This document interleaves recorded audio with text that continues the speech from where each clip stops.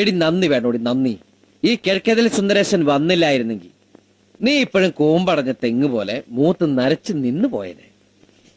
അന്ന് നിന്റെ അച്ഛൻ കൃഷ്ണൻ. ഓ ഇപ്പോഴും എന്റെ അച്ഛൻ കൃഷ്ണൻ തന്നെയാ. ആ കൃഷ്ണൻ, കാട്ടുവള്ളി കൃഷ്ണൻ നിന്റെ മുഖത്ത് നോക്കി പറഞ്ഞു, നീ ചത്താലും മറക്കരുത്.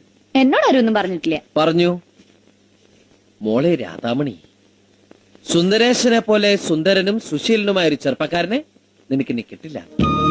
അയ്യാടാ സുന്ദരൻ കണ്ടേച്ചാലും മതി. ആ അതെടി ബോറടിക്കും. കല്യാണം കഴിച്ച മാസങ്ങൾ കഴിയുമ്പോഴേക്കും ഭാര്യമാർക്കെല്ലാം ഭർത്താക്കന്മാരെ ബോറടിച്ചു തുടങ്ങും. എന്റെ ചേട്ടൻ ചേട്ടത്തിയമ്മയ്ക്ക് ആഴ്ചയിൽ സാരി മേടിച്ചു കൊടുക്കുന്ന പോലും ആ ബോറടി അങ്ങോട്ട് ഒഴിവാക്കാനാണ്. പിന്നെ ഒരു ആശ്വാസം, നമുക്ക് ആ ബോറടി തുടങ്ങിയിട്ടില്ലല്ലോ. ഇക്കണക്കിന് പോയാൽ എനിക്ക് പെട്ടെന്ന് ബോറടിക്കും. എങ്കിൽ എന്റെ ജീവിതം ഇതുപോലൊരു സാരി തുമ്പിൽ ഞാൻ അവസാനിപ്പിക്കും. വെറുതെ ഇരിക്കുമ്പോൾ നീ ഓർത്തു.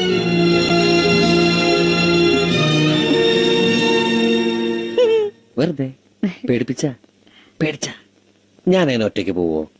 പോവാണ് ഞാൻ നിന്നെ കൊണ്ടല്ലേ പോവൂ. എന്റെ മോള് ഇന്നുകൂടെ ആ പരിപ്പുടെ അടുത്ത് കഴിക്കും. കണക്കൂട്ടി കഴിഞ്ഞില്ലേ? എന്റെ എല്ലാ കണക്കൂട്ടിലും തെറ്റിക്കൊണ്ടിരിക്കാമേ. കള്ളക്കണക്കിന്റെ പറയുന്നില്ല.